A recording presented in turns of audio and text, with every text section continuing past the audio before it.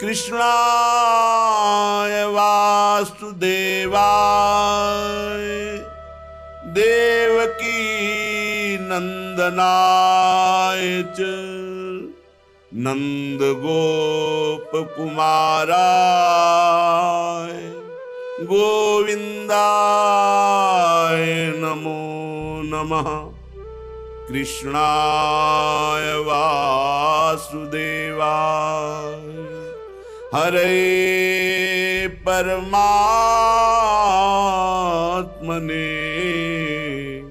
प्रणत क्लेशनाशाय गोविंदाय नमो नमः। जाहि देखि चाहत नहीं कछु देखन मन मोर।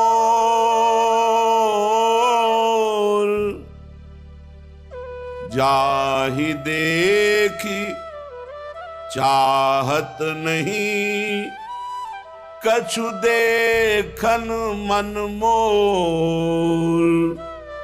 बसो सदा मोरे द्रगनी मेरे प्यारे नंद किशोर। तन मन सब में लिपटे रहो। हे प्रीतम, मेरे तन में, मेरे मन में, मेरी इंद्रियों में आप ही केवल समाये रहे। आपको देखने के बाद और कुछ देखने की चाह नहीं रह जाती, आपको पाने के बाद और कुछ पाने की चाह नहीं रह जाती। हे प्रीतम, आप कृपा करो, मेरे नेत्र गोचर हो, मेरे मन में समा जाओ, मेरे तन में समा जाओ। आपके सिवा हमारा अस्तित्व न रहे। हम हर वर्ष अपने प्राण प्यारे आराध्य देव का प्राकट्य उत्सव मनाते हैं। आज करुणानिधान सर्वलोक महेश्वर भगवान परमात्मा परब्रह्म श्री कृष्णचंद्र ये करुणा करके समस्त जीवों को परमानंद प्रदान करने के लिए ही प्रकट हुई। अब ये प्राकट्य उत्सव सार्थक तभी हो जो हमारे हृदय में प्रकट हो, मेरे मन में, मेरे प्राणों में, एक एक श्वास में, एक एक नस नाड़ी कृष्ण कृष्ण कृष्ण भगवत स्वरूप हो जाए। हमारे हृदय में प्रभु का अवतार हो,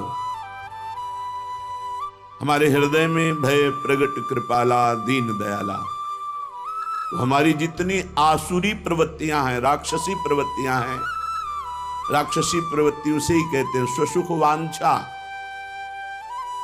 दूसरों से, वस्तु, व्यक्ति, स्थान से जो सुख भोगने की लालसा है उसे आसुरी प्रवृत्ति कहते हैं। अपने आसु माने प्राण, प्राणों के पोषण के लिए, इंद्रियों के सुख भोगने के लिए जो हमारी वृत्ति है उसे आसुरी प्रवृत्ति कहते हैं।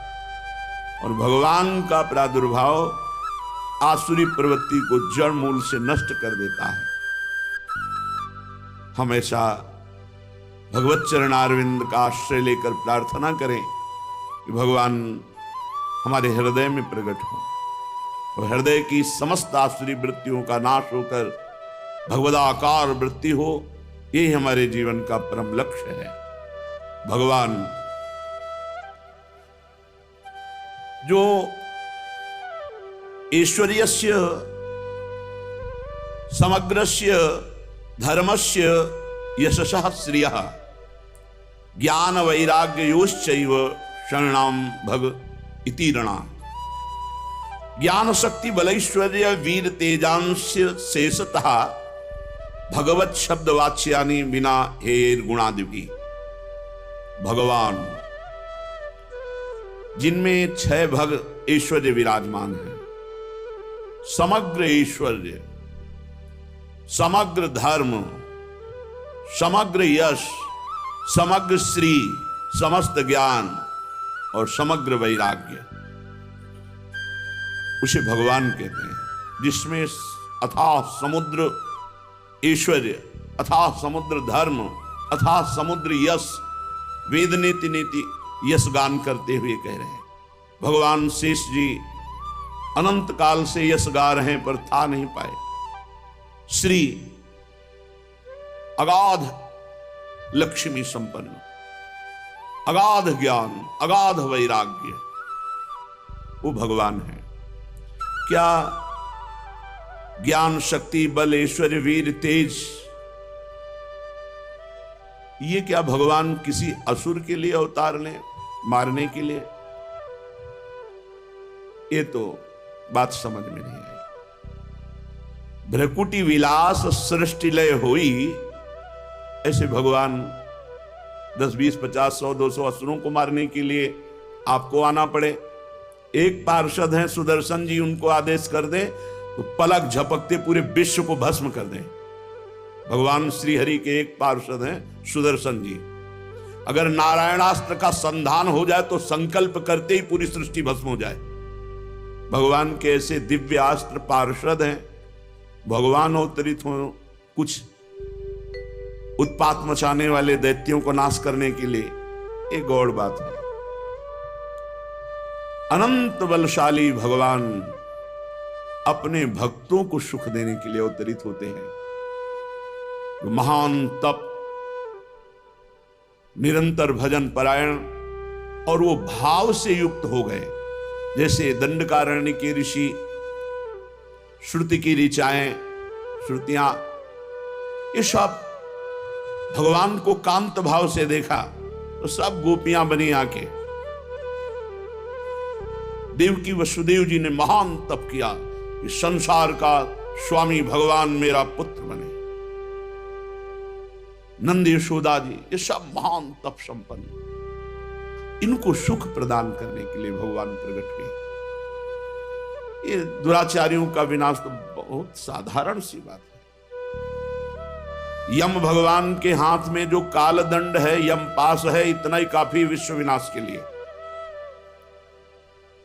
काल दंड का प्रयोग कर दें, कोई ऐसा नहीं जो नष्ट ना हो जाए।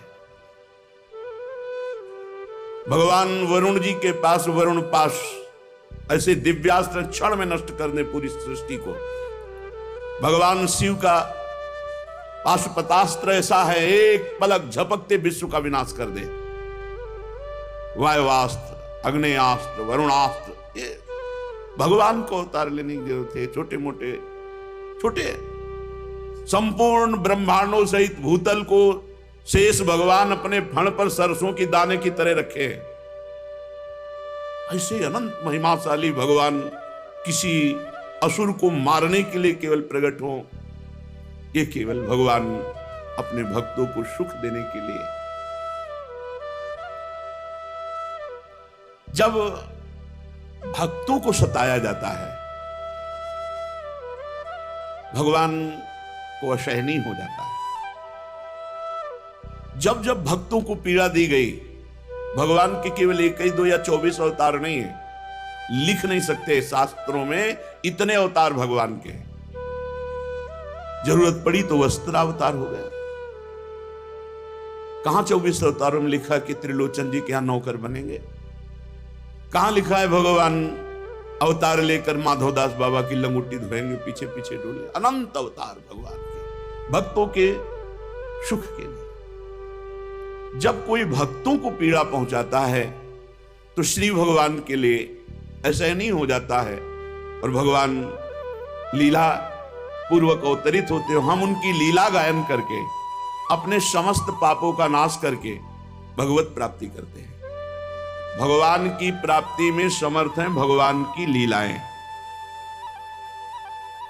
श्री सुखदेव जी कहते हैं कि उस समय की बात है जब लाखों राक्षसों ने, असुरों ने, दैत्यों ने राजाओं का रूप धारण करके पृथ्वी में आतंक मचा रखा था। अहंकार से भरे हुए, बल से भरे हुए पृथ्वी को आक्रांत कर रखा था। आक्रांत पृथ्वी त्राण पाने के लिए रो रही थी। ये मां पृथ्वी जड़ नहीं है, ये चैतन्य है। ये भगवान की प्रिया हैं, इसीलिए इनकी नित्य प्रातःकाल वंदना करनी चाहिए, जिससे हमारी बुद्धि शुद्ध हो। जैसे हम माँ की गोद में ही मलमूत्र का त्याग करते हैं तो अपराध नहीं लगता, ऐसे जन्म से लेकर मृत्यु तक हम अपराध करते रहते हैं पृथ्वी माँ की गोद में। ये माँ चैतन्य है, ये कोई जड़ नहीं। पृथ्वी माँ अशयनीय हो गया तो गौ का रूप धारण किया और ब्रह्मा जी की शरण में गई। गौ रूपा पृथ्वी जी के नेत्रों से अश्रु प्रवाह हो रहा था और बहुत दुखी होकर के कहा कि जब मेरे ऊपर भक्तों को कष्ट दिया जाता है, धर्मात्माओं को कष्ट दिया जाता है, धर्म की हानि होती है, तो मैं ये नहीं सह पाती हूं। मैं इस समय बहुत दुखी हूं। अपनी सारी गाथा ब्रह्मा जी को सुनाई। गौरभूत्वा श्रुमुखी खिन्ना क्रंदन्ती करुणम विभो उपस्थितांतिके तस्मै व्यसनम स्वमवोचत। सारी बात जब बताई तो ब्रह्मा जी ने भगवान शंकर का ध्यान किया और अन्य अन्य समस्त लोकपाल, देवराज इंद्र, इन सबको बुलाया। तत्काल सब उपस्थित हुए। पृथ्वी को साथ लेकर ब्रह्मा जी, महादेव, समस्त लोकपाल, देवराज इंद्र आदि समस्त देवता क्षीर समुद्र के तट पर जो सबके आराध्य देव हैं, क्योंकि दूसरा कोई ऐसा है ही नहीं जो संपूर्ण पृथ्वी के कष्ट को मिटा सके, सबने प्रार्थना की। तत्र गत्वा जगन्नाथम देवदेवं वृषा कपिम पुरुषं पुरुष सूक्तेन उपतस्थे समाहिता।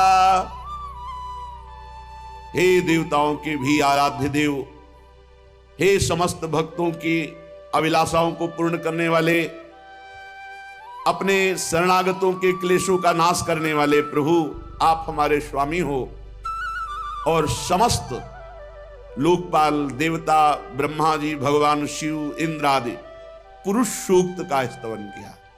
जो वैदिक सिद्धांत को जानने वाले वो जानते पुरुष सूक्त किसे कहते हैं। इनका श्लोक है, सहस्रशीर्षा पुरुषा सहस्राक्षा सहस्रपात सभूमिग्वं सर्वतस्प्रत्वातिष्ठदशांगुलम्मा उरुखये वेदग्वं। ऐसे पूरा पुरुष सूक्त गान किया। पुरुष सूक्त गान करने के पश्चात ब्रह्मा जी को समाधि लग गई। समाधि में आकाशवाणी हुई। जो सुना वो ब्रह्मा जी ने कहा, तुम लोग मेरे द्वारा सुनो और अविलंब उसका पालन करो। पृथ्वी, भगवान सर्वांतर्यामी तुम्हारे कष्ट का पूर्ण उनको पहले से ही पता है। वे ईश्वरों के ईश्वर हैं। सा याव दुर्व्या धर्मीश्वरेश्वर। वो पृथ्वी का भार हरण करने के लिए यदुकुल में जन्म लेंगे, ऐसा आदेश हुआ है। इस बार स्वयं पुरुषोत्तम समस्त अवतारों के अवतारी भगवान पधार रहे हैं और उनकी प्रियतमा की सेवा के लिए समस्त दैवी शक्तियां जन्म ग्रहण करें। वासुदेव कलानंतः सहस्रवदनः स्वराट अग्रतो भविता देवो हरे प्रिय चिकीर्षया। स्वयं भगवान पधार रहे हैं, साथ में भगवान की अनंत महिमा से युक्त शेष जी भी पधार रहे हैं, जो बड़े भाई के रूप में अवतार ग्रहण करेंगे। वसुदेव गृहे साक्षात भगवान पुरुषा परः जनिष्यते तत्प्रियार्थम संभवन्तु सुरस्त्रिया। देवांगनाएं दैवी शक्तियां अवतार लें उनकी प्रिया की सेवा के लिए, इस बार स्वयं परब्रह्म परमात्मा सबके अवतारी भगवान वसुदेव गृह साक्षात भगवान पुरुषापरा, साक्षात स्वयं पुरुषोत्तम भगवान पधार रहे हैं। विष्णु और माया भगवती यया सम्मोहितम जगत आदिष्टा प्रभुणाम सेन कार्यार्थे संभविष्यति। भगवान की वो ऐश्वर्यशालिनी माया जिसने सारे जगत को मोहित कर रखा है, भगवान की आज्ञा से भगवान के लीला कार्य को संपन्न करने के लिए वो भी अवतार ग्रहण कर रही है। प्रजापतियों के स्वामी भगवान ब्रह्मा जी ने देवताओं को इस प्रकार आज्ञा की, पृथ्वी को ढांढस बंधाया, सब भगवान को नमस्कार करके अपने अपने धाम को आ गए। ये उस समय की बात है जब यदुवंशी राजा शूरसेन माथुर मंडल शूरसेन मंडल का मथुरापुरी में रह करके शासन करते थे। ये मथुरा समस्त यदुवंशी नरपतियों की राजधानी थी। मथुरा में सदैव भगवान की उपस्थिति पाई गई है। मथुरा भगवान यत्र नित्यम सन्निहितो हरि। हमारी वाणी जी में मथुरा नित्य कृष्ण को वास, निष्दिन श्याम न छाणत पास, ताव सकल लीला कही। मथुरापुरी में भगवान श्री हरि, मथुरा भगवान यत्र नित्यम सन्निहितो हरि, निरंतर भगवान की उपस्थिति पाई जाती है। मथुरा में सूर्य के पुत्र वसुदेव जी का विवाह देवकी जी के साथ हुआ। ये उस समय की बात है जब नवविवाहिता पत्नी देवकी को रथ पर विराजमान करके वसुदेव जी ले जा रहे थे। कंस बड़ा बलवान, स्वभाव में धूर्तता, वसुदेव जी से कहा मैं रथ हाँकूंगा, मेरी बहन है। और रथ के घोड़ों की लगाम पकड़ ली, स्वयं रथ हाँकने लगा। सैकड़ों सोने के बने हुए रथ चल रहे थे साथ में। देवकी के पिता थे देवक, अपनी पुत्री पर उनका बड़ा प्रेम था। देवकी जी को विदा करते समय उन्होंने स्वर्ण के हारों से अलंकृत 400 हाथी, 15,000 घोड़े, 1800 रथ और सुंदर सुंदर वस्त्राभूषणों से विभूषित 200 सुकुमारी दासियां दी। विदाई का समय वरवधु के मंगल के लिए एक साथ शंख, तुरही, मृदंग, दुंदुभियां, जय जयकार। रथ चल पड़ा। जिस समय घोड़ों की लगाम पकड़कर कंस रथ हाँक रहा था, उसी समय स्पष्ट आकाशवाणी हुई, अरे मूर्ख, जिसको तू रथ में बैठाल कर लिए जा रहा है, उसकी 8वें गर्भ की संतान तुझे मार डालेगी। वैसे ही धूर्तता थी, आसुरी प्रवृत्ति। पथि प्रग्रहिणम कंस माभास्याः शरीरवाक् अस्यास्त्वाम् अष्टमो गर्भो हंतायाम वहसे बुध।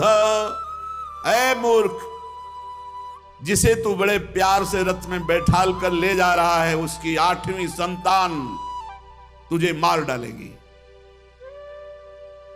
इत्युक्ता सा खलः पापी भोजानाम कुलपांशुनः।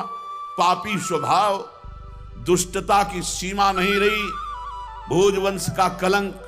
आकाशवाणी सुनते ही कूद पड़ा रथ से, तलवार खींच ली और बाल पकड़े देवकी के, मारने को उद्यत हो गया, गला काटने को। क्रूर तो था ही, पापी स्वभाव तो निर्लज्ज। ये देखकर दौड़ पड़े महात्मा वसुदेव जी और हाथ पकड़ लिया। वसुदेव जी ने कहा, राजकुमार राजकुमार, ये आपके लिए उचित नहीं है। श्लाघनीय गुणः सूरैर भवान भोज यशस्करः सा कथम भगनीम हन्यात स्त्री मुद्वाह पर्वणि। अरे आप तो महाबलवान हैं, आप भोजवंश के होनहार वंशधर हैं, अपनी कुल कीर्ति को बढ़ाने वाले हैं। बड़े बड़े वीरों की सभा में आपका गुणगान होता है, यह निंदनीय कार्य आपको शोभा नहीं देता। पहले तो बहन, दूसरे स्त्री, तीसरे अभी अभी विवाह हुआ, आप कैसे मार सकते हैं? बीरबल वसुदेव जी बड़े ज्ञानी महात्मा हैं।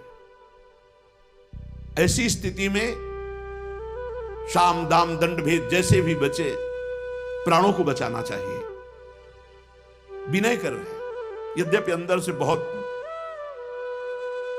बुरा लग रहा है ऐसे पापी पुरुष की विनय करना, पर इस समय बचाना है देवकी जी। कहा वीरवर, आपके द्वारा यह उचित नहीं।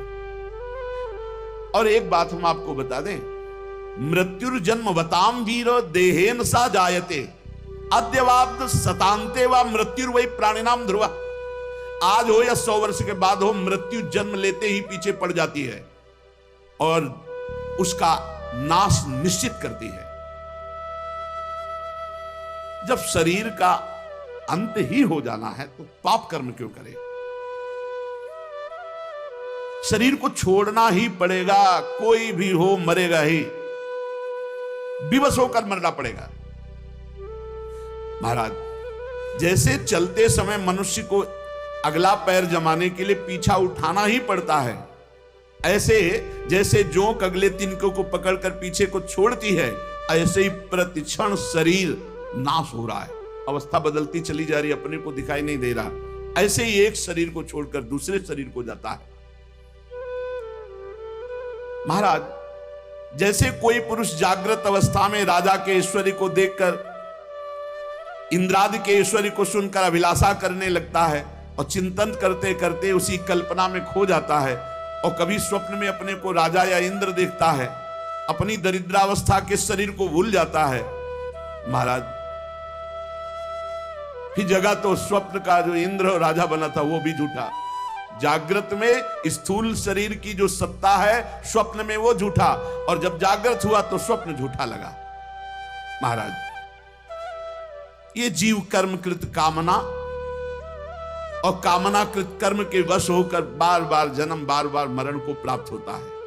ये जीव का मन अनेक विकारों का पुंज है।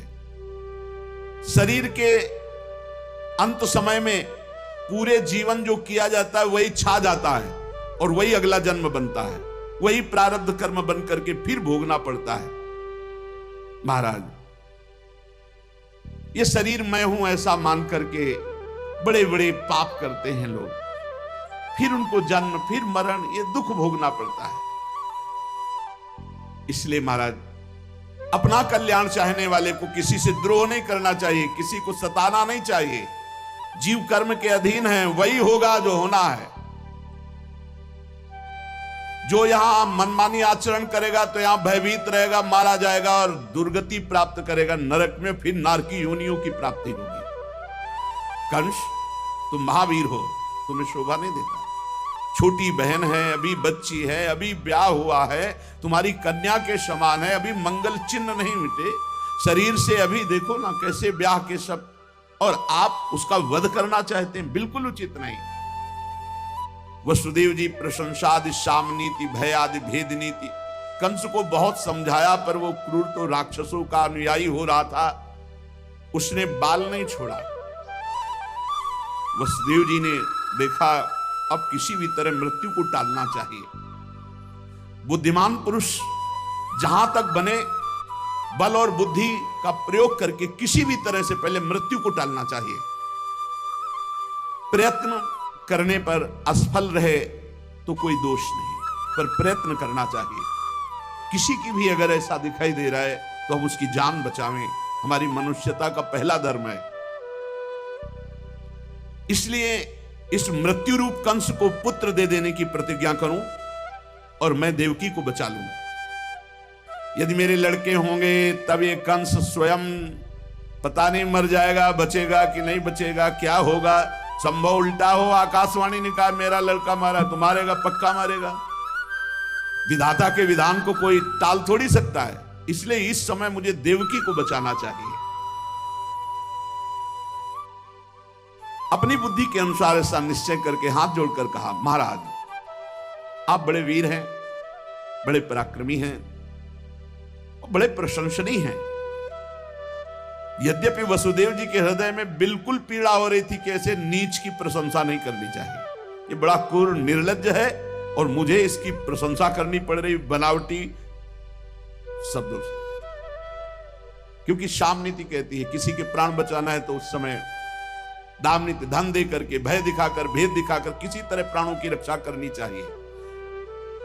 अंदर हृदय जल रहा है पर मुख से बनावटी हंसी हंसते हुए कहा, आपको देवकी से तो कोई भय है नहीं। आकाशवाणी ने तो पुत्र से कहा, वो भी 8वें।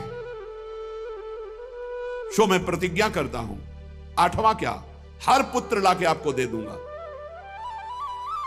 परीक्षित, कंस जानता था वसुदेव जी प्राण दे सकते हैं पर वचन झूठे नहीं। वसुदेव जी सत्य वचन बोलते हैं, वो अपने प्राण दे सकते हैं पर अपने वचन झूठे नहीं कर सकते। और उसने भी विचार किया कि युक्ति संगत बात है, हमारे मृत्यु का कारण 8वीं संतान ना कि देव की। अब उसने केस छोड़ दिया। वसुदेव जी बहुत प्रसन्न हुए, बार बार उसकी प्रशंसा की और घर चले आए। देवकी जी बड़ी सती साध्वी थी, समस्त दैवी शक्तियां देवकी जी में वास कर रही थी। समय आने पर देवकी जी के गर्भ से एक एक पुत्र प्रकट हुआ, एक एक वर्ष के अंतराय में। पहले पुत्र का नाम था कीर्तिमान।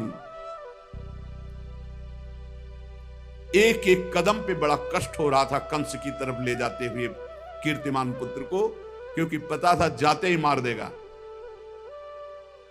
ऐसा करते समय उन्हें बड़ा कष्ट हो रहा था, परंतु सत्य प्रतिज्ञ महापुरुषों को अपने वचन झूठे होने में जो कष्ट होता है उससे बड़ा कोई कष्ट नहीं।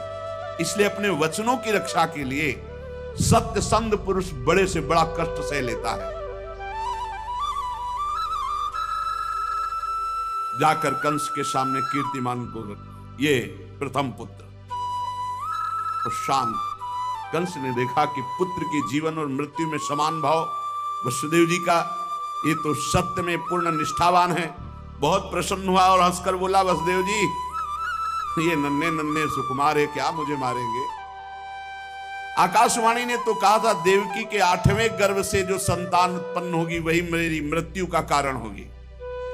मुझे प्रथम से 7 तक से कोई मतलब नहीं, 8वीं। लौट करके तो चले पर प्रसन्नता नहीं थी कि दुष्ट है, पता नहीं कब किस समय इसकी बुद्धि बदल जाए। बालक को लौटकर वापस लाए। इधर भगवान देवर्षि नारद जी पहुंच गए और कहा, कंस एक कमल लिया जो 8 दल का था। कहा जरा गिनो इसमें 8वां कौन है। ये 8वां। हम कह रहे हैं यहां से शुरू करो, वो 8वां, यहां से शुरू करो।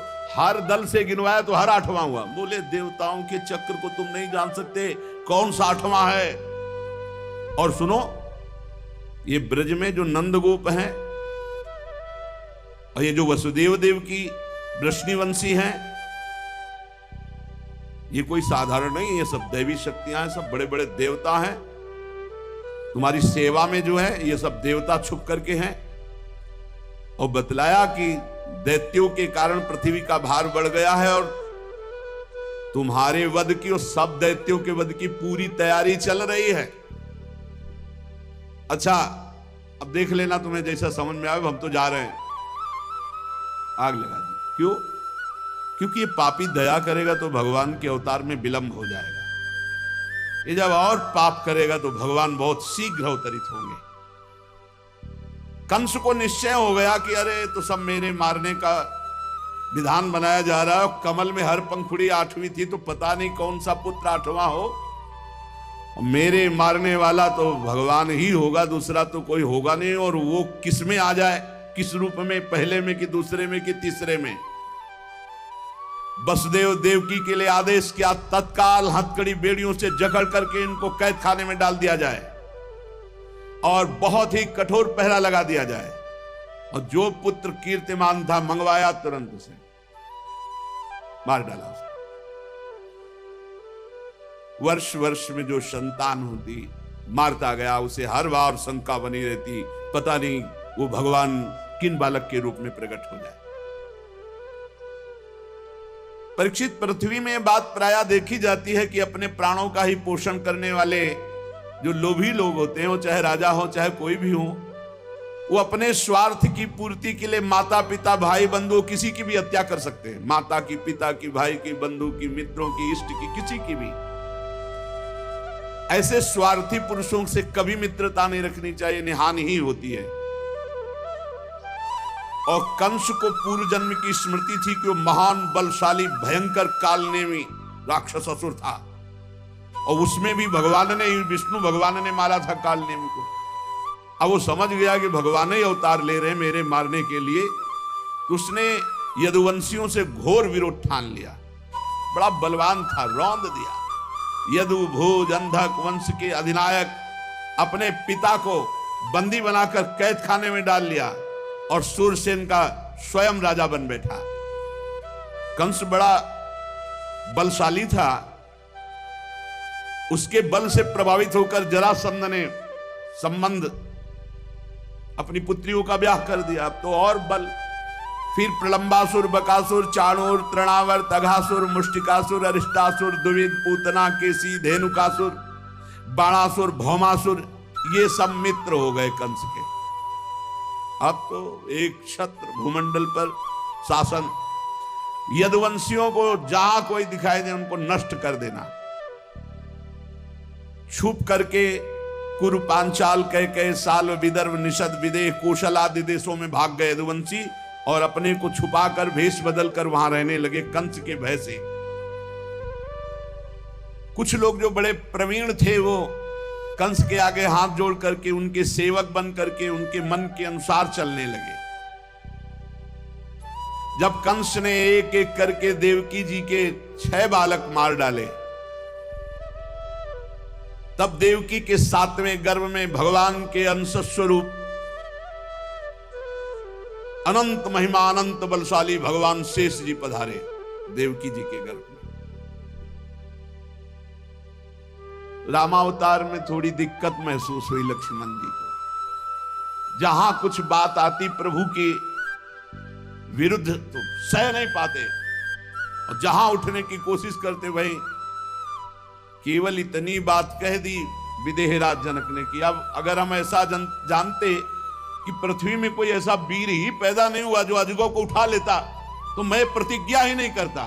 लक्ष्मण जी ने आदेश नहीं लिया था, कूद पड़े और कहा तुम कैसी बात बोल गए विदेहराज जनक, जहां रघुवंश मणि भगवान श्री राम विराजमान है वहां तुमने ऐसी बात कर दी। अरे पूरे ब्रह्मांड को उठाऊं, सैकड़ों योजन दौड़ करके ले जाऊं और कच्चे घड़े की तरह तोड़ दूं, इस पुराने पिनाक की क्या बात कर रहे हो? इसे तो कमल नाल की तरह अभी तोड़ दूं, भगवान का आदेश किया। भगवान बैठ जाओ। जे ही कोल भीलो ने बताया, महाराज चक्रवर्ती सम्राट महाराज दशरथ की संपूर्ण सेना और भरत शत्रुघ्न, हाथी घोड़े रथ रब्बा।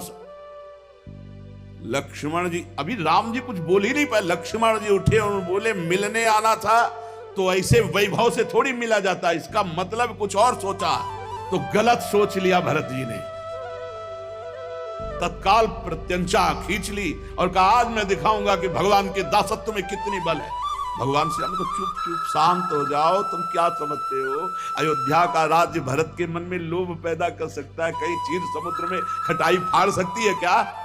अरे त्रिभुवन का राज्य मिले तो भी भरत जैसे प्रेमी के हृदय में किंचन मात्र प्रलोभन नहीं। अरे माताएं आ रही इसलिए, पूरी प्रजा आ रही, पूरी सुरक्षा है इसलिए। तो लक्ष्मण जी, कई जगह ऐसा होता जहां वो भगवान की सेवा के लिए, इस बार का नहीं महाराज, आप बड़े नहीं बनोगे, बड़े हम बनेंगे और अपनी मन की बात करेंगे। तो भगवान शेषा बहुत प्यार करते हैं, बहुत प्यार करते हैं भगवान श्री हरि को, अपनी गोद में शयन कराते हैं। गौर वर्ण के ये गौर श्याम जोड़ी ही है। शेष सैया पे हैं तो कर्पूर की तरह गोरे हैं शेष भगवान, कोई काले नहीं है, और श्याम वर्ण के भगवान उन पे शयन करते हैं। जब अवतार लेते हैं तो गौर श्याम जोड़ी ही रहती है। अगर बड़े भाई के रूप में होते तो राम जी को रोक देते, वनवास नहीं जाने देते। पर बड़े राम जी थे, इस बार बड़े भाई बन के आए, अपने प्रभु को सुख प्रदान करने के लिए आज्ञा करूंगा। नहीं, ऐसा नहीं, तो मानना पड़ेगा आज्ञा। अनंत भगवान जब 7वें गर्भ के रूप में देवकी के उदर में पधारे, बड़ा आनंद। पर देवकी जी को लगा कि कंस इसे भी मार डालेगा, इसलिए वो रुदन करने लगी। विश्वात्मा भगवान ने देखा कि माता को बहुत दुख है और यदुवंशियों को कंस सताए ही जा रहा है, तो अपनी योग माया का स्मरण किया और योग माया को आदेश किया, देवी कल्याणी तुम ब्रज में जाओ, वह प्रदेश ग्वालों और गौओं से सुशोभित है।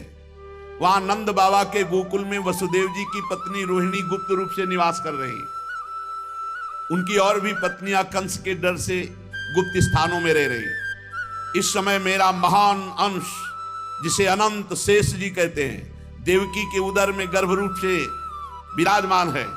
तुम जाओ वहां से उस गर्भ को रोहिणी के उदर में रखो, मैं स्वयं आ रहा हूं। अब विलंब सा नहीं जा रहा, अब विलंब नहीं सा जा रहा।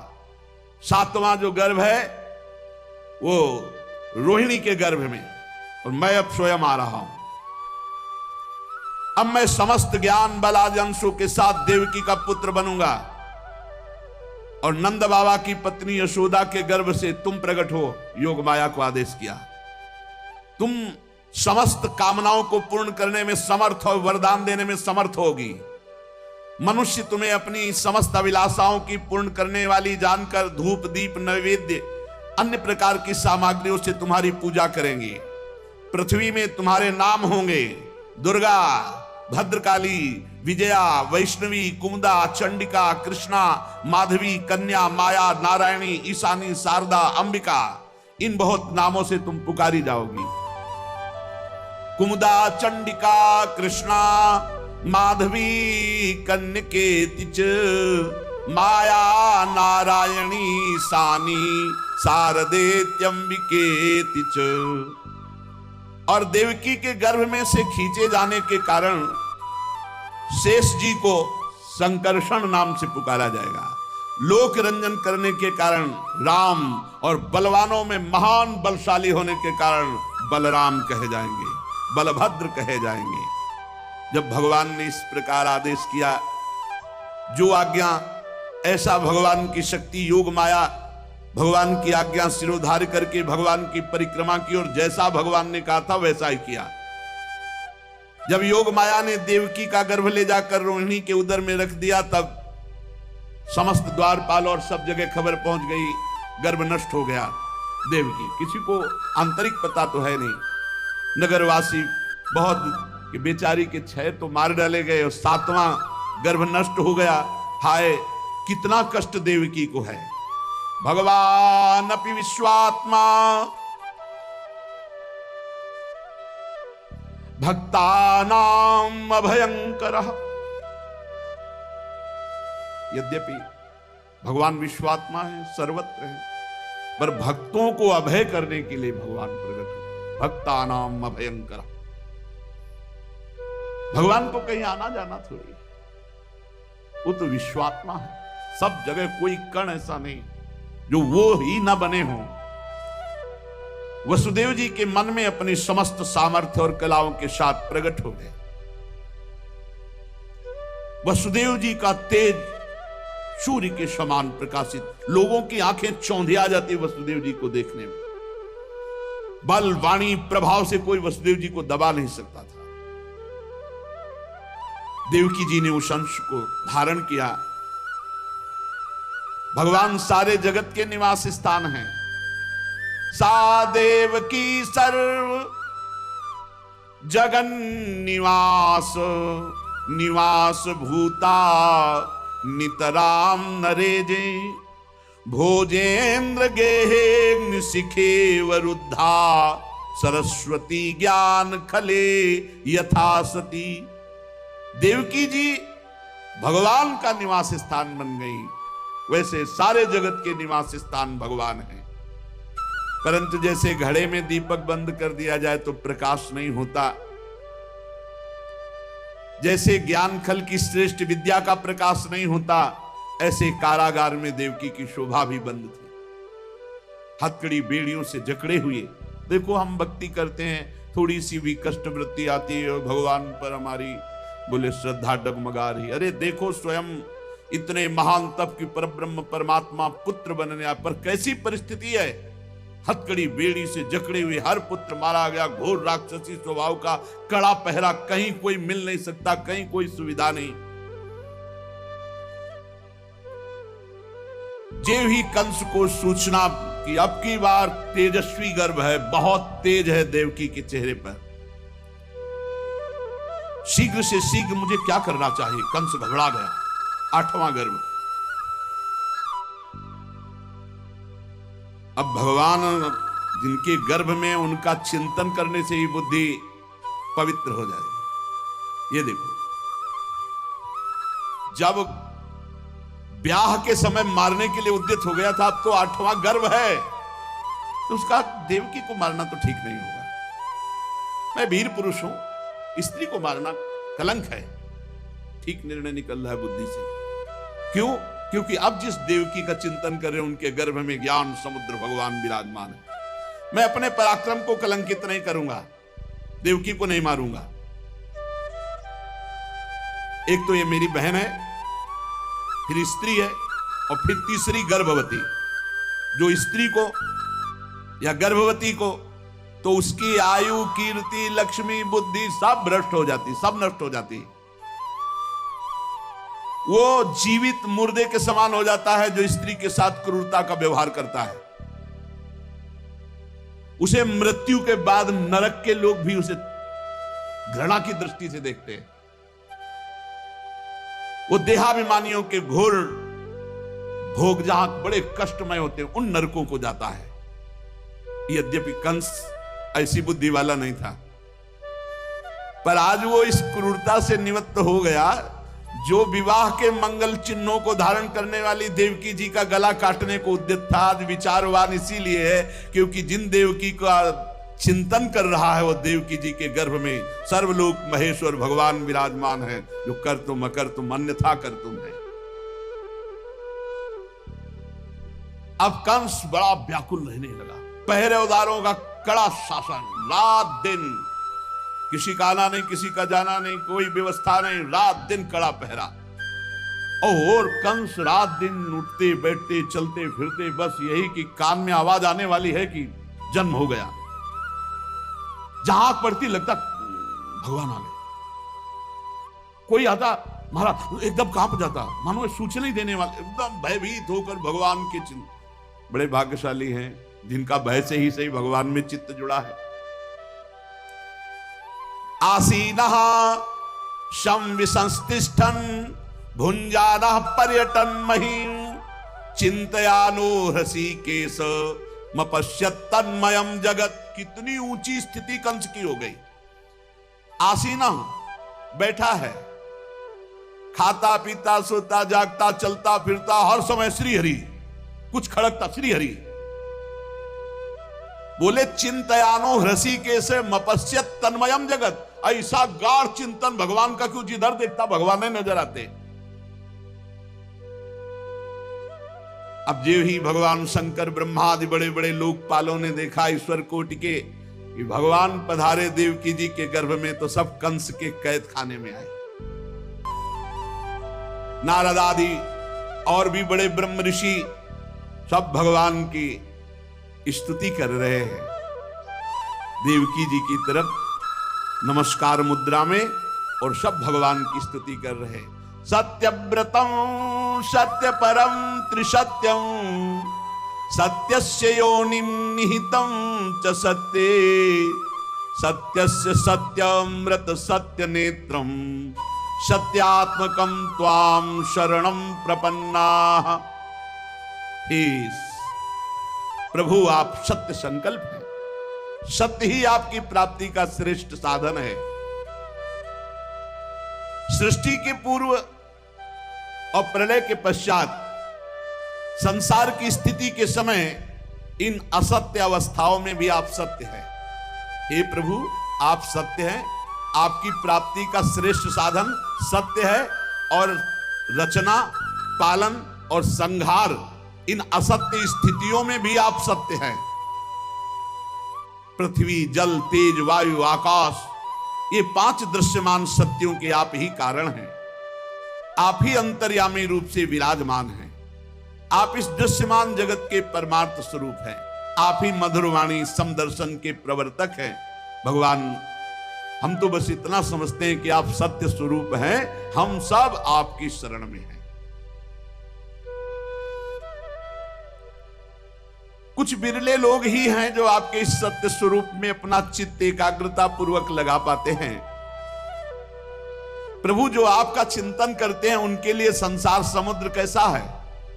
गाय के बछड़े के खुर के गड्ढे के समान, पार होने में कोई, जो आपका चिंतन करते हैं। आज तक के जितने भी संत महात्मा हुए, सब आपके चिंतन प्रभाव से, आपके चरणों के आश्रय से ही इस संसार समुद्र से पार हुए हैं। परम प्रकाश स्वरूप परमात्मन, आप भक्तजनों के निष्कपट हितैषी और प्रेमी हैं। प्रभु, आपका बड़ा अनुग्रह है हम सबके ऊपर। बड़ी विस्तृत स्तुति की समस्त ब्रह्मा, भगवान शंकर, लोकपाल देवताओं और ब्रह्म ऋषियों ने। और देवकी जी को संबोधित करके कहा, माता जी, ये बड़े सौभाग्य की बात है कि आपकी कोख से सबका कल्याण करने के लिए स्वयं परब्रह्म परमात्मा भगवान पुरुषोत्तम अपने ज्ञान बल आदि अंशों के साथ पधार रहे हैं। डरिएगा मत आप कंस से, बिल्कुल मत डरिएगा। अब ये कुछ दिन का मेहमान है। भगवान यदुवंश की रक्षा करने के लिए प्रकट हो रहे हैं। ब्रह्मादि देवताओं ने इस प्रकार भगवान की स्तुति की और सब देवकी जी को प्रणाम करके अपने अपने धाम को गए। परीक्षित, अब समस्त शुभ गुणों से युक्त बहुत सुहावना समय आया। अथ सर्व गुणोपेतः कालः परम शोभनः यर्हे वाजन जन्मर्क्षम शांतरक्ष गृह तारकम। रोहिणी नक्षत्र था। आकाश के सभी नक्षत्र, ग्रह और तारे सौम्य हो रहे थे। जैसे अंतःकरण शुद्ध होने पर भगवान का आविर्भाव होता है, उसी प्रकार भगवान जब अवतार लेते हैं ना, तो संपूर्ण सृष्टि प्रकृति परम पवित्र हो जाती, क्योंकि भगवान अवतरित हो रहे हैं। काल, दिशा, पृथ्वी, जल, अग्नि, वायु, आकाश, मन, ये सब निर्मल हो जाते हैं। भगवान जब प्रकट हो रहे हैं, रोहिणी नक्षत्र है और समस्त नक्षत्र, ग्रह, तारे ये सब सौम्य हो रहे हैं। दिशाएं स्वच्छ प्रसन्न थी। जगमग जगमग तारे हो रहे हैं। सब जगह रत्नों की खाने अपने आप प्रकट हो रहे हैं। पृथ्वी से स्वर्ण, चांदी, हीरा, जवाहरात, ये रत्ने अपने आप प्रकट हो रहे हैं। जैसे पीली मिट्टी, लाल मिट्टी, ऐसे रत्न प्रकट हो रहे हैं।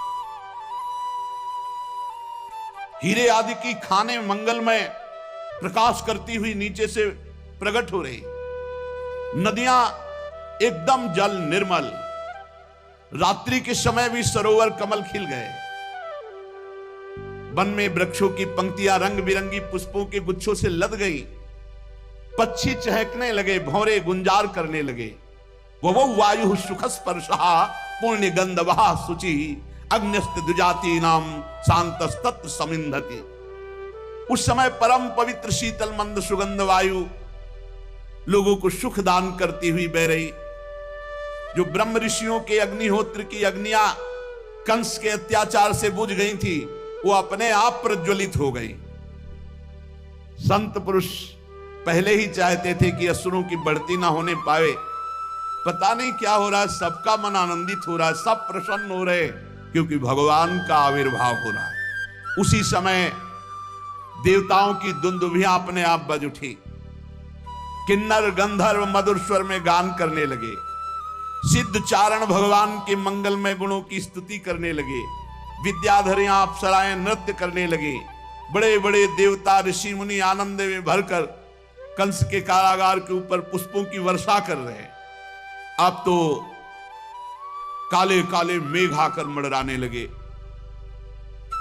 और धीरे धीरे गर्जना करते हैं। भारी वर्षा प्रारंभ। जन्म मृत्यु के चक्र से छुड़ाने वाले जनार्दन भगवान का अवतार समय निशीत, रात के 12 बजे।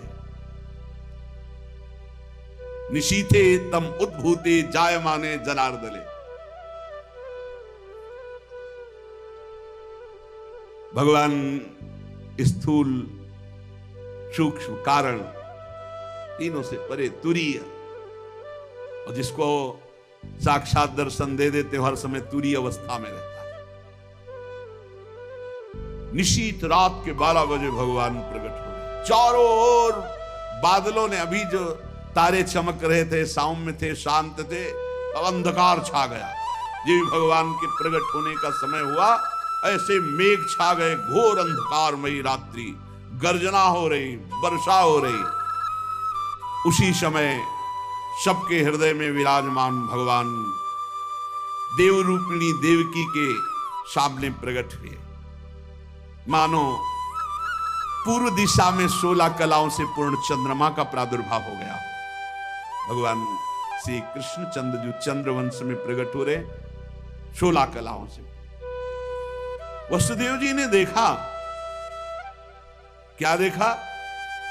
हथकड़ी बेड़ी पास ही बैठे देवकी वसुदेव जी, कि उनके सामने नेत्र कमल के समान कोमल और विशाल नेत्र, 4 सुंदर हाथों में शंख गदा चक्र कमल,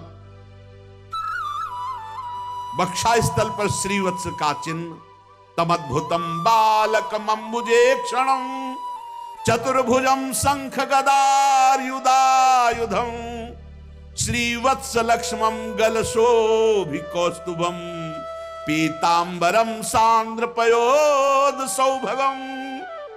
आहा, शंख चक्र गदा पद्म, वक्षा स्थल पर श्रीवत्स का चिन्ह, कौस्तुभ मणि, अद्भुत झिलमिला रही कांति, वर्षाकालीन मेघ के समान परम सुंदर श्यामल शरीर पर मनोहर बिजली की भांति चमकता हुआ पीतांबर, बहुमूल्य वैदुर्य मणि के किरीट कुंडल की कांति, सुंदर घुंघराले केस जो सूर्य की कांति को भी मात कर रहे हैं, ऐसा तेज, चमचमाती करधनी की लड़ियां, बाहों में बाजूबंद, कलाइयों में कंकण, आभूषणों से सुशोभित श्री भगवान को सामने देखा। सा विस्मयोत्फुल्ल विलोचनो हरिम सुतम विलोक्यानक दुंदुभिस्तदा। अरे मेरे पुत्र के रूप में कौन आ रहे हैं? ये साक्षात भगवान। सा विस्मयोत्फुल्ल विलोचनो हरिम। वसुदेव जी ने प्रफुल्लित होकर देखा, मेरे भगवान। असीम आश्चर्य, रोम रोम परमानंद में डूब गया। भगवान पधारे, जन्म जन्म की अब आस पूर्ण हुई। भगवान को मेरे पुत्र बनेंगे। उसी समय संकल्प किया, इस समय तो मेरे हाथ और पैर हथकड़ी और बेड़ियों से जकड़े हुए हैं, मैं 10,000 गायों का संकल्प करता हूं पुत्र प्रकट होने के महोत्सव में। भगवान श्री कृष्ण पूरा सूतिकाग्र है, श्याम वर्ण से प्रकाशित हो रहा है।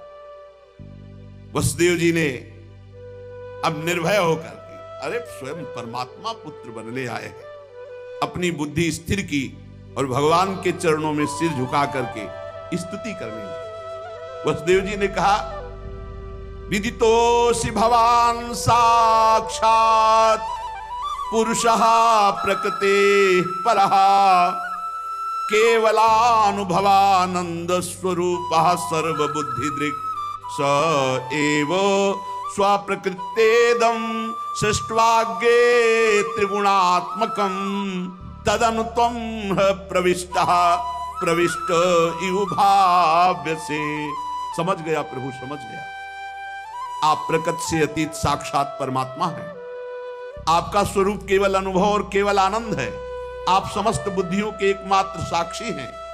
प्रभु, आप ही स्वर्ग के आदि में अपनी प्रकृति से इस त्रिगुणमय जगत की सृष्टि करते हैं, फिर उसमें प्रविष्ट ना होने पर भी आप प्रविष्ट के समान जान पड़ते हैं। प्रभु, आप सर्वशक्तिमान सबके स्वामी हैं। संसार की रक्षा के लिए आपने मेरे यहां अवतार लिया है। आजकल कोटि कोटि असुर राक्षस सेनापतियों ने राजा का नाम धारण कर रखा है और अपने अधीन बड़ी बड़ी सेनाएं कर रखी हैं। उन सबका संहार करने के लिए आपका अवतार हुआ है। देवताओं के देव, मेरे आराध्य देव, ये कंस बड़ा दुष्ट है। जब इसे मालूम होगा कि आप हमारे घर में प्रकट हुए तो आपके भाइयों को मार डाला। फिर भी मुझे भय लगता है कि कहीं शस्त्र लेकर दौड़ा आवे और कुछ अमंगल कर दे। यह है वात्सल्य। एक तरफ देख रहे सर्वलोक महेश्वर भगवान और एक तरफ पुत्र, तो डर भी लग रहा है कहीं कंस अस्त्र लेकर दौड़ा आवे, कुछ अमंगल न कर दे। जब देवकी जी ने देखा मेरे पुत्र के रूप में तो पुरुषोत्तम भगवान, तो कंस से जो बहुत भय था कुछ भय रह गया। भय तो है।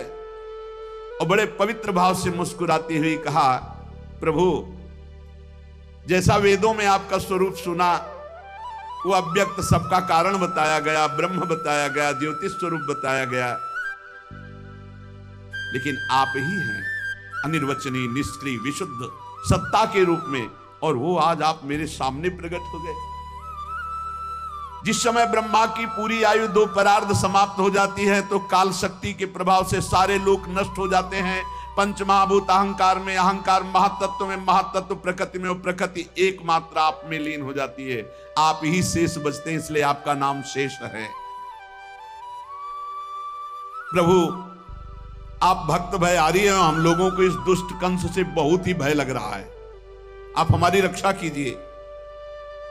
प्रभु, ये रूप आपका देहाभिमानियों के दर्शन योग्य नहीं है। पापी कंस को जब मालूम होगा कि आप मेरे गर्भ से प्रभु आएगा, और मेरा धैर्य टूट रहा है, मुझे भय लग रहा है।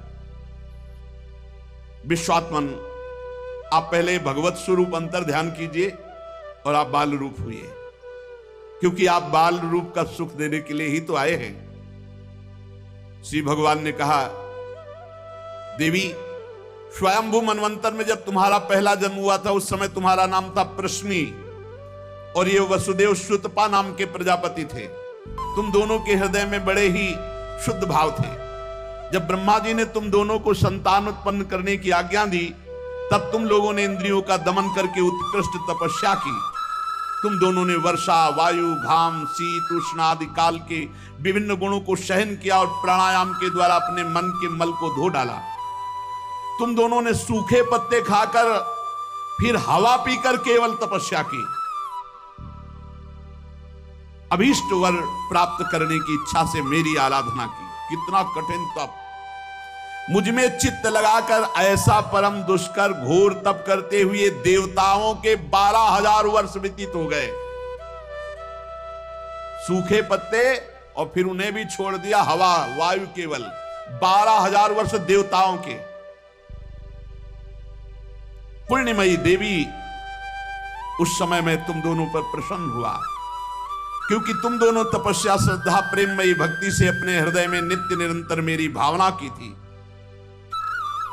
जैसा मैं आज तुम्हारे सामने प्रकट हुआ हूं ऐसा उस समय भी प्रकट हुआ था और तुमसे कहा वरदान मांगो। तब तुम दोनों ने कहा, आप जैसा पुत्र मुझे चाहिए। हो, मेरे जैसा तो सिर्फ मैं ही हूं। तो मेरे जैसा पुत्र, तो मैंने ये वरदान दिया कि मैं ही स्वयं तुम्हारा पुत्र बनकर आऊं। ये छोटी मोटी तपस्या का फल नहीं है, आप देख लीजिए। अगर आप जीवन भर रामकृष्ण हरि भगवान नाम जपते हुए भगवत प्राप्त हो जाते तो कितना सरल है, कितना सरल है। इसीलिए धन्य है ये कलयुग जो कम समय में भगवत प्राप्ति, केवल भगवान नाम जप और थोड़ा सा केवल पापाचरण से अपने को बचा लो तो भगवत प्राप्ति हो जाएगी। हे माता जी, मैंने देखा कि संसार में शील, स्वभाव, उदारता, अन्य गुणों में मेरे जैसा कोई नहीं, इसलिए मैं ही तुम्हारा पुत्र हुआ हूं। मैं ही प्रश्न गर्भ से, वामन रूप से, और इस समय तुम देवकी वसुदेव हुए वासुदेव के रूप से। एक बार मैं वचन बोलता हूं उसे 3 बार पूरा करता हूं। ये भगवान का नियम। मेरी वाणी त्रिकाल सत्य है। एक बार तुमने मांगा पुत्र तो प्रश्नि गर्भ, वामन रूप और इस समय वासुदेव रूप, कश्यप आदित्य के रूप में वामन रूप। और मैंने ये रूप इसलिए प्रकट किया कि जब मैं अवतार लेकर मनुष्य शरीर में लीला करूंगा तो मुझे पहचान पाना बहुत कठिन है। इसलिए तुम लोग ध्यान रखना मैं कौन हूं। ये खास बात, एक खास बात ध्यान देने योग्य बात है। भगवान कह रहे हैं कि तुम दोनों मेरे प्रति पुत्र भाव और निरंतर ब्रह्म भाव रखना। युवाम माम पुत्र भावेन ब्रह्म भावेन चाचकृत चिंतयंतो कृत स्नेहो या से थे मदगतिम पराम, तब तुम मेरे परम पद को प्राप्त होगी। चिंतनीय कौन है गोपाल जी, कौन है लाल जी? कह रहे तुम मेरे प्रति पुत्र भाव और निरंतर ब्रह्म भाव, इस प्रकार के चिंतन द्वारा तुम मेरे पद को, मेरे प्रिया प्रीतम है कौन? देखो हित सजनी जी नहीं कह रहे, जैसे हित हरिवंश करत अपनो जस प्रगट अखिल ब्रह्मांडन, अखिल ब्रह्मांड के अधिपति हैं। पर ब्रह्म परमात्मा तत्व की उपासना हो रही। हमारा भाव है कि वो हमारे यार हैं, हमारे मित्र हैं, हमारे पति हैं, हमारे पुत्र हैं, हमारे स्वामी हैं, जो भाव रख सके, लेकिन है कौन? इसीलिए शांत भाव है। शांत भाव में पूर्ण तत्व ज्ञान हो जाता है। भगवान इतना कहकर चुप हो गए और अपनी योग माया से देखते देखते छोटे शिशु के रूप में नीलमणि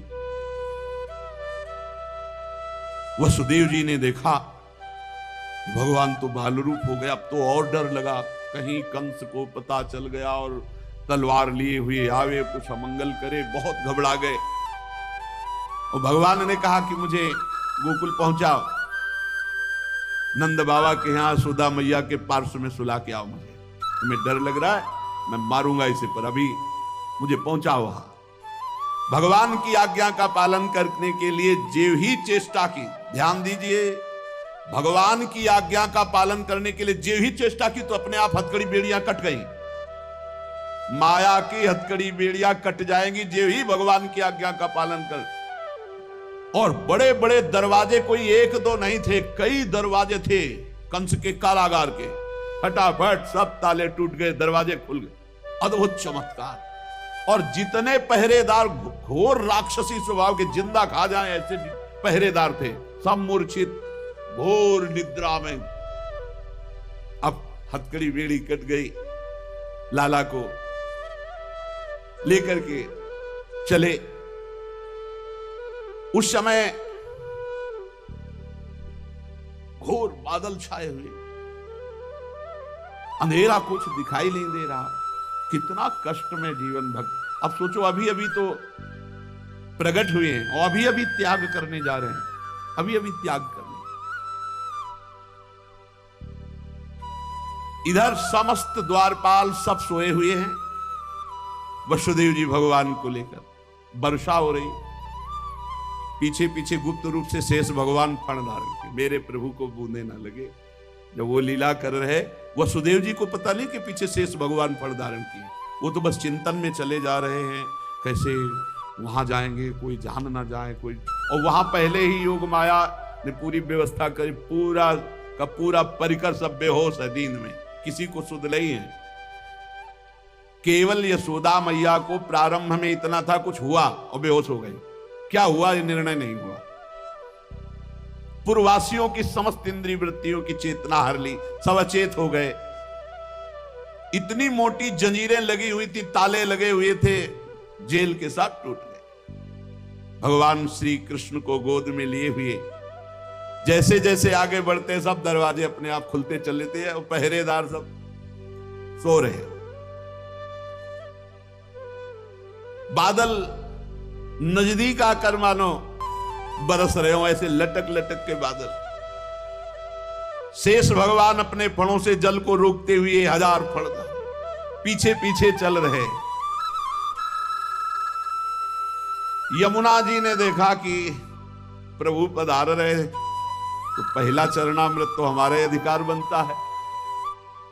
अरे जिनके चरणों का ध्यान बड़े बड़े महापुरुष शिव आदि करते हैं, आज वही प्रभु मेरे पास आ रहे हैं। आनंद में भर गई यमुना जी और उफान। यमुना जी ने जब उफान आनंद का लिया तो वसुदेव जी के प्राण बहुत घबरा रहे हैं कि अब क्या करें, लौट सकते नहीं, कोई नौका आदि है नहीं।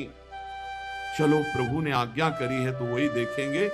अब मेरे प्राण चाहे चले जाएं, मेरे लाला को कुछ ऐसे। यमुना जी उफान कर रहे कि चरण छू ले, और वसुदेव जी उल्टा सोच रहे कि यमुना जी बढ़ रही तो लाला को बचाए। देखो ये समर्पण है, मेरे प्राण भले चले जाए, आज्ञा का पालन प्रभु को पहुंचाना है और सुरक्षित पहुंचाना है। यमुना जी ऐसे थपेड़ जोर जोर से बढ़ रही। भगवान ने कहा बाबा तो और ऊपर उठाते चले जा रहे, तो यमुना जी और बढ़ती चली जाएंगी। एक श्री चरण बड़ा, ये वसुदेव जी को पता नहीं, जो ही यमुना जी को श्री चरण प्रभु के स्पर्श हुए तो तुरंत नाभिभर हो गई और ऐसे एकदम शांत। वसुदेव जी बाबा के नगर में गोकुल में गए तो डर रहे थे कि कोई देख न ले, लेकिन वहां कोई देखने वाला था, सब सोए हुए थे। उन्होंने अपने पुत्र, अब वो ऐसे देख रहे थे, और जहां सुलाया तो वहां भी पुत्र था, पार्श्व में योग माया और वही पुत्र। भगवान के इस अवतार में दो अवतार हुए, एक हुआ चतुर्भुज नारायण भगवान का अवतार जो वसुदेव देवकी के सामने, और एक हुआ पीछे आपने सुना है नंद बाबा और यशोदा मैया बहुत ऐश्वर्य समृद्धि सब रिद्धियां सिद्धियां अटखेलियां कर रहे। ब्रज तो यहां रिद्धियां सिद्धियां अटखेलियां कर रहे, कौन पूछता है। अवस्था ढल गई थी नंद बाबा की, चौथापन था, और ब्रजवासी बाबा की इस दशा को देख के सह नहीं पा रहे थे, बाबा खिन्न रहते थे। उपनंद आदि वृद्ध गोपों ने परामर्श करके पुत्रेष्टि यज्ञ का आयोजन किया। सबने यज्ञ पुरुष गोपराज नंद को पुत्र प्रदान करने की प्रार्थना की भगवान से। पुत्रेष्टि यज्ञ हुआ। जैसे महाराज दशरथ जी की अवस्था डल चुकी थी तो श्रृंगी ऋषि ने पुत्रेष्टि यज्ञ करा, उससे खीर फिरो। भगवान चारों रूपों में प्रकट हुए, राम लक्ष्मण भरत शत्रुघ्न। पुत्रेष्टि यज्ञ का अनुष्ठान हुआ नंद बाबा के यहां। अब उच्च कोटि के ब्रह्म ऋषि वेद ध्वनि आकाश में मुखरित हो रही थी। गोपराज श्री नंद बाबा अंतापुर में यशोदा मैया के पास बैठे हुए कहा, यशोदा रानी इस बार पूरे ब्रजवासियों का आशीर्वाद हो, सब ब्रह्म ऋषि हैं, कई बार हो चुकी, इसका मतलब पुत्र के लिए कई बार उपाय किए जा चुके थे, इस बार फलस्वरूप में मेरे पुत्र होगा। मन में बड़ी कामना है, मेरा विश्वास है ये जो यज्ञ हो रही चूंकि ब्रजवासियों का आशीर्वाद है और ब्रह्म ऋषि जन बड़े महिमाशाली हैं, पर मेरे मन में एक उदासी छा जाती कि कर्म से ऐसा पुत्र नहीं होगा जैसा मैंने एक स्वप्न देखा। ये कर्म जनित तो नहीं हो सकता। यज्ञादि कर्मों के सभी फल चंचल हैं और मैंने जो पुत्र देखा है वो अचल है, अविनाशी है। बड़ी आशा, पर लगता है मेरी दुराशा है क्या। वो कर्म फल से तो नहीं प्राप्त हो सकता जैसे मैंने देखा है। मैंने एक स्वप्न देखा जो आज तक तुमसे नहीं बताया, यशोदा रानी से कहा। भगवान नारायण भी उतने सुंदर नहीं जैसा वो बालक सुंदर मुझे स्वप्न में दिखाई दिया। मुझे ऐसा लगता है कि त्रिभुवन में कोई है नहीं सुंदर। एक बार जिसके हृदय में वो प्रकट हुआ उसको कोई आकर्षित कर सके ऐसा त्रिभुवन में नहीं। ब्रजराज की बात सुनकर यशोदा रानी ने कहा, सच्ची तुमने स्वप्न में देखा है? बोले हाँ। बोले मैंने तो बताया नहीं, मैंने भी स्वप्न में देखा है। क्या? बोले मैं नित्य सहधर्मिणी हूं, तुम्हारी सुख दुख की नित्य संगिनी हूं, मैं तुमसे क्या छिपाऊं। जैसे बालक की बात कर रहे हो ना, हमने तो इसलिए नहीं बताया कि आप कहोगे कि तुम्हारा पागलपन है। बिल्कुल वैसे ही मैंने देखा है। श्यामश्चंचल चारु दीर्घ नयनो बालस्तवांक स्थले दुग्धोद्गारि पयोधरे स्फुटमसौ क्रीडन्मया लोक्यते स्वप्नस्तत्किमुजागरः किमथ वेत्ते तन्न निश्चीयते सत्यं ब्रूहि सधर्मिणी स्फुरति किम सोयम तवाप्यंतरे। बाबा ने कहा मैंने भी देखा, दिव्याति दिव्य नीलमणि सदस्य श्याम सुंदर वर्ण एक बालक तुम्हारे गोद में दुग्ध पान कर रहा, जो चंचल नेत्र मनोहर विशाल भाल तुम्हारी गोद में स्थित देखा, वो तुम्हारा पयोधर पान कर रहा है। कैसे बताऊं, अब तो मेरी ये दशा है कि सोता हूं या जागता हूं मुझे कुछ पता नहीं चलता। हर समय बालक लगता है मेरी गोद में चढ़ रहा है, मेरी दाढ़ी खींच रहा है। कभी मैं देखता हूं तुम्हारी गोद में दुग्ध पान कर रहा है। यशोदा मैया आनंद विवल के कहने लगी, ब्रजराज ऐसा ही, ऐसा मैंने भी देखा है, ऐसा ही देखा है। वो तुम्हारे टोन पर चढ़े खेल रहा, मैंने देखा है ऐसा। सत्य सत्य सत्य कहती हूं, मैंने देखा, मैंने कि उसे स्तन पान करा रही हूं, पर संकोचवश नहीं बताया कहां वो दिव्य बालक और कहां मैं। ब्रजराज नंद ने कहा मैंने असंभव समझकर ये बात तुमसे छुपाई थी। यशोदा मैया ने कहा मैंने भी, कि तुम हमारा पागलपन समझोगे, लेकिन ऐसा अगर दोनों के स्वप्न में आया तो जरूर भगवान हमारे स्वप्न को पूरा करेंगे। नारायण जिनकी हम आराधना करते हैं, नारायण सेवानिष्ठ नंद बाबा और यशोदा मैया दोनों तन मन वचन से भगवान श्री हरि की शरण में होकर के द्वादशी दिन यथाविधि व्रत करने का नियम लिया। पुत्रेष्टि यज्ञ के बाद द्वादशी व्रत की संख्या वृद्धि के साथ साथ अब वो स्वप्न में देखा हुआ जो दिव्याति दिव्य बालक है वो खुली आंखों झलकने लगा। अब तो भारी व्याकुलता बनी। व्रतानुष्ठान सर्वांग पूर्ण संपन्न हुआ तो एक दिन देखा कि स्वप्न में भगवान श्री हरि आए और मधुर वाणी में बोले, अहो मयि अभिषक्तौ भक्तौ कथम निर्विद्य खिद्दे थे योषावतसी कुसुम सुषुमः सुकुमारः कुमारः सष्ट्रदेवान् भवतोर्भवतोः कुमारतया स्फुरति सातु सदा भवतो रेवानुगतः प्रतिकल्पम स्वभक्ति प्रवर्तनाय दिविमत् प्रवर्तित द्रोण धरा रूपांश कलावतो तद्भूरि भाग्यम इत्यादि रीत्या ब्रह्मादलभ्य साक्षात् तत्फल साक्षात्काराय स्वयमेव पृथिव्यां भवतोर्भवतोरेव भवं लभत एव अचिरादेव रुचिरा रुचिरेशा युवयोः सफलतां बलिता। यह आदेश हुआ। नंदेशोदा तुम मुझ में आसक्त और मेरे परम भक्त हो, तुम इतने खिन्न क्यों हो रहे हो? अतसी कुसुम के सदस्य श्याम सुंदर सुकुमार कुमार जो तुम्हारे स्वप्न में जागृत में अनुभूति का विषय बना हुआ है वो मैं हूं। निकुंज विलासी श्री ठाकुर जी ने कहा, जगत में वात्सल्य प्रेम का प्रचार करने के लिए मेरी प्रेरणा से द्रोण और धरा के रूप में तुम स्वर्ग से आविर्भूत हुए हो। कल्पों तपस्या की है मेरी प्राप्ति के लिए, जो ब्रह्मादि के लिए अलभ्य है।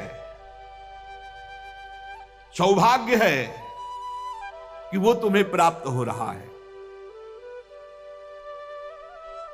उसी फल का आस्वादन करने के लिए अब तुम तैयार हो जाओ।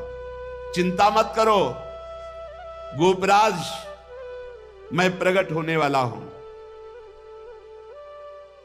समझिए, वहां देवकी वसुदेव के यहां चतुर्भुज भगवान नारायण और यहां निकुंज विलासी श्री ठाकुर जी। श्री यशोदा जी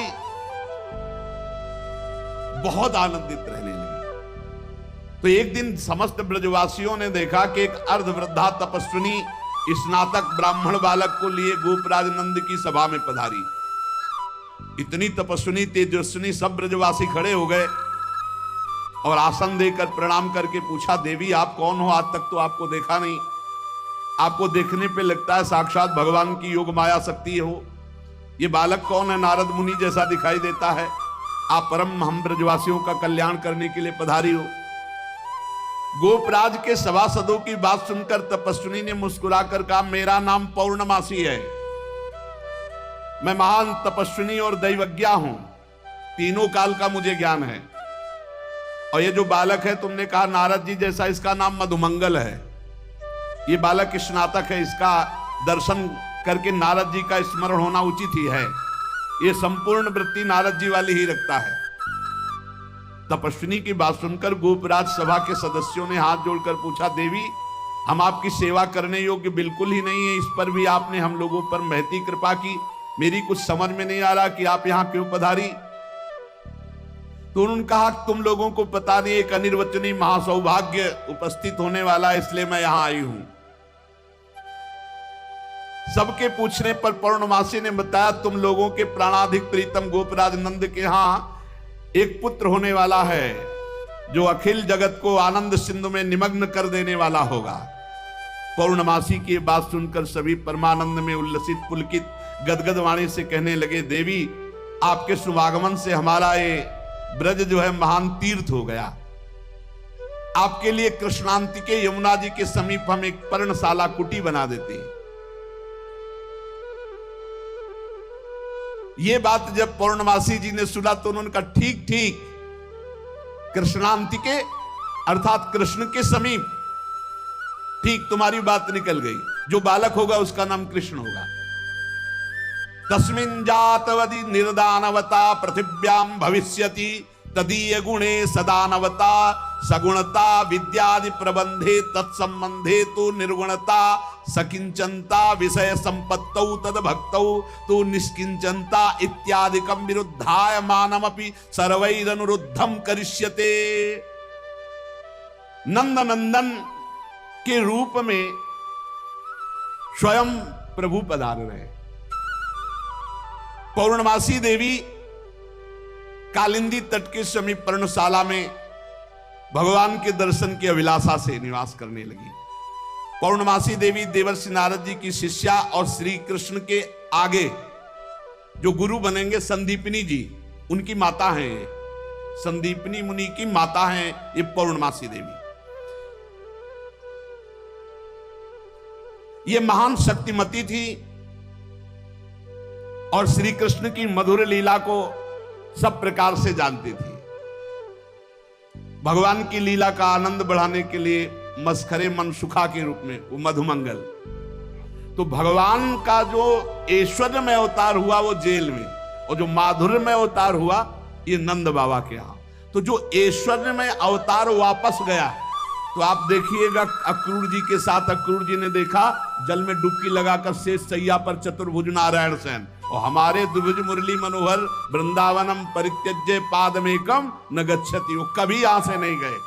जो गए तो देखो यहीं से निकलते ही चतुर्भुज हो गए। मथुरा में चतुर्भुज, द्वारिका में चतुर्भुज। हमारे द्विभुज मुरली मनोहर नंद यशोदा के लाड़िले, वो कभी एक कदम ब्रज से बाहर नहीं गए।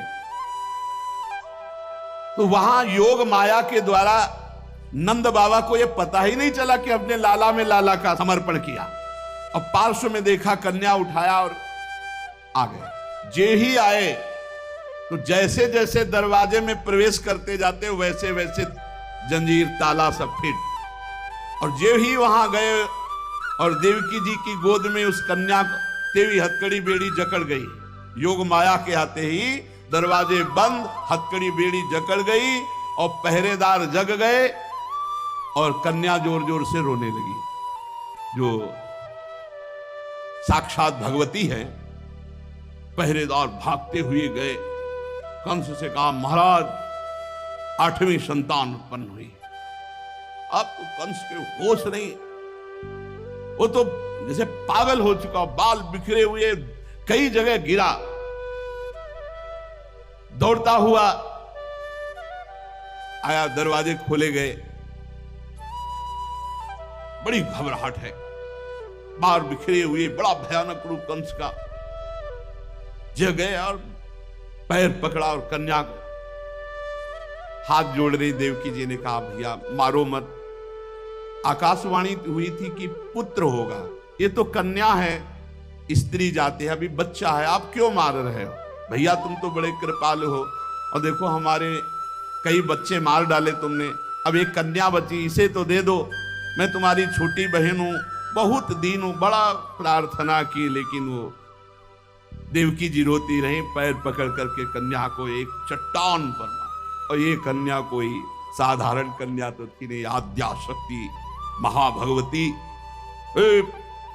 हाथ से छूट गई और सामने आकाश में देखा तो 8 आयुध, दिव्य माला वस्त्र चंदन मणिमय आभूषणों से विभूषित, धनुष त्रिशूल बाण ढाल तलवार शंख चक्र गदा। देखा सिद्ध चारण गंधर्व अप्सरा किन्नर सब स्तुति कर रहे अंबा की। और उस समय देवी ने कहा, है मूर्ख, तेरी सामर्थ्य नहीं कि तू मुझे मार सके, और तू जिसे सोच रहा है ना कि मैंने मिटा दिया, अरे तेरे मारने वाला पैदा हो चुका है। निर्दोष की हत्या करने वाले, अब तू बच नहीं सकता, कहीं भी भाग के जा, तेरे मारने वाला पैदा। अब कंस के दिमाग में आया कि संतान तो 8वीं पुत्र होनी थी, वो पैदा हो चुका, ये आकाशवाणी झूठ कैसे बोल सकती, तो पैदा तो देवकी के यहां ही होना चाहिए। बड़ा आश्चर्य हुआ। फिर उसने हाथ जोड़ा देवकी वसुदेव जी की, व्यर्थ में हमने आपको कष्ट दिया आकाशवाणी, आप मुझे क्षमा कीजिए बहनोई जी और बहन जी। और वो उन्होंने कहा कुछ नहीं, वसुदेव जी से कहा कि विधाता भी झूठ बोलता है, आकाशवाणी हुई थी कि 8वां पुत्र होगा, पुत्री कैसे हो गई? मैं बड़ा पापी हूं, मैंने आप दोनों महात्माओं को बड़ा कष्ट दिया, पर वसुदेव जी आपको दुखी नहीं होना चाहिए। जो लोग तत्व को जानते हैं, आत्मा को जानते हैं, वो शरीर के नाश पर दुखी। देखो इनको भी ज्ञान है यार, बड़ा विचित्र है। पर उपदेश कुशल बहु तेरे, राक्षस स्वभाव वालों को भी ज्ञान, ये भी उपदेश दे रहे। वसुदेव जी ये शरीर को जो आत्मा मान बैठते हैं, इसी उल्टी बुद्धि के कारण ये एक दूसरे से बैर और राग द्वेष कर लेते हैं, जन्म मृत्यु को प्राप्त होते हैं। यद्यपि मैंने तुम्हारे पुत्रों को मारा, फिर भी ज्ञान के द्वारा देखो कौन किसको मारता है।